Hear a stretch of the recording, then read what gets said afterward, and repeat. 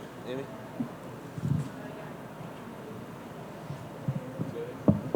Well, Gordon, right here. Obviously, we haven't seen you since September, I believe it was, when you won another ADCC. So how's life been after another victory like that?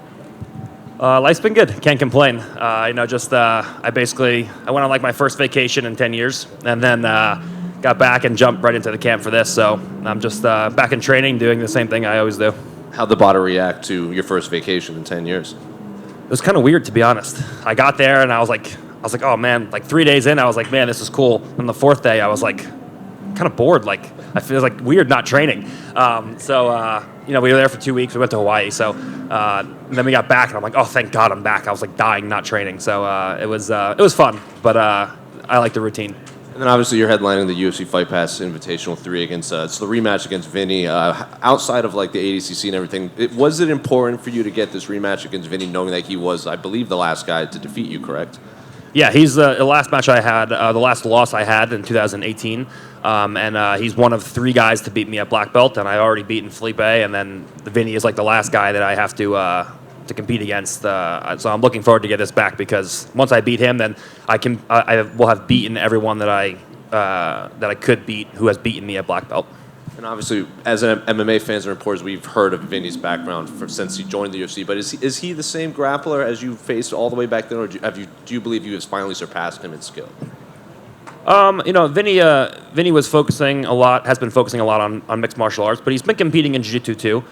He hasn't been as successful recently as he has been in the past with jiu-jitsu, but he's always dangerous. He's a very big guy.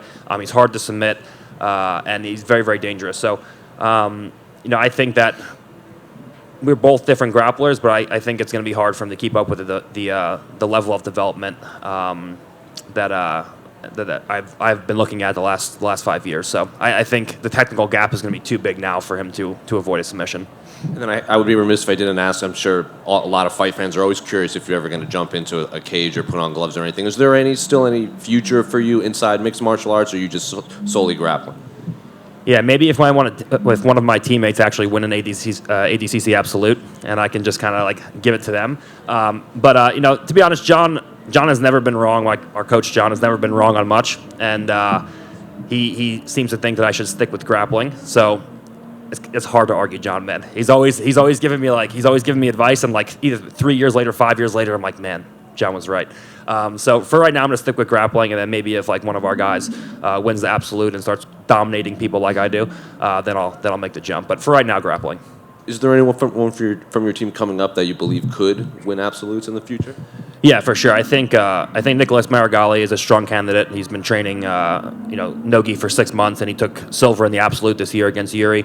I think Giancarlo Bodoni is another one who's super, super tough. He won ADCC on his debut this year. Luke Griffith is very young in his competition career. He's only a brown belt, but he went toe-to-toe with Yuri, who won the Absolute. And he's going to be super tough. He's going to give a lot of people problems in the next few years.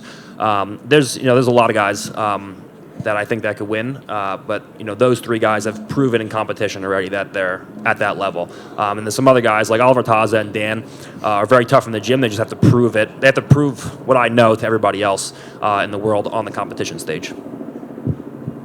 Hey, Gordon, right over here. I'm curious, can you speak on, was it just timing with your health and that it just didn't work out timing-wise for the one championship and everything else? We heard that you just were no longer under contract with them after signing a couple years ago. Yeah, so I actually felt super bad about this because I signed the contract with one, and then before I was able, then COVID happened, and then before I was able to compete, my stomach just got so bad that I stopped competing completely. And then, by the time I was actually ready to compete, the contract we're in different places with the contracts and everything, we didn't re-sign the contract. So I felt really bad about that because I was trying to do as much promotion as I could for them while I was sick because I signed the contract and then I never actually got to compete, but. I talked to Chantre and talked to one, and I'm happy to. I actually want to do a match. I've wanted to do matches for one for a while. I want to grapple everywhere. I want to grapple everywhere. I want to grapple everybody. I want to see the different looks. They have a lot of Sambo guys over there, guys who don't necessarily compete in jiu-jitsu. So I want to compete against everybody. Now, obviously, being part of jiu-jitsu, most people know who you are.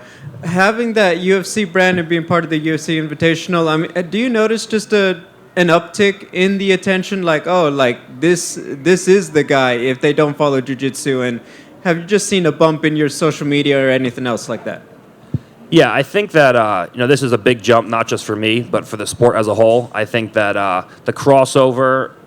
First it was a crossover between wrestling and jiu-jitsu, where you kind of got the wrestling fans into jiu-jitsu and vice versa. But now you're having the crossover between mixed martial arts and jiu-jitsu. So I think this is going to kind of catapult us. I think ADCC was the first step. I think having 13,000 people watching a live event for 2 days straight was huge for us, and I think that the UFC partnership with grapplers is kind of catapult the sport into a new realm. So I'm very excited to see what happens over the next couple of years. Thank you. Hey, Gordon. I just wanted your thoughts on the Rotolo brothers. They're taking the jiu-jitsu scene by storm, kind of, and I just wanted your overall thoughts on them. Yeah, so they're very, very talented. I've known them for years. I knew that at some point I'd probably be competing against them, or I'd be in talks to compete against them. And Ty actually just called me out. Cade is actually very polite. He's like the same person on social media as he has always been. Ty's getting very confident, and with me it's false confidence. He wanted to compete against me. He asked me for 10-1 odds like I gave to Felipe, and I told him to put. I told him and his brother, they just wanted the $50,000 bonuses for one championship. So I told them to put their $100,000 against my $200,000, and I'll fight him back to back and give him 2-1 odds. And he never responded. Ty can hang with the best guys. He can compete against anybody in the world, but I'm different. Do you think a matchup is probably going to happen in the future at some point? I mean, I hope so. Free money is good money. So, thank you.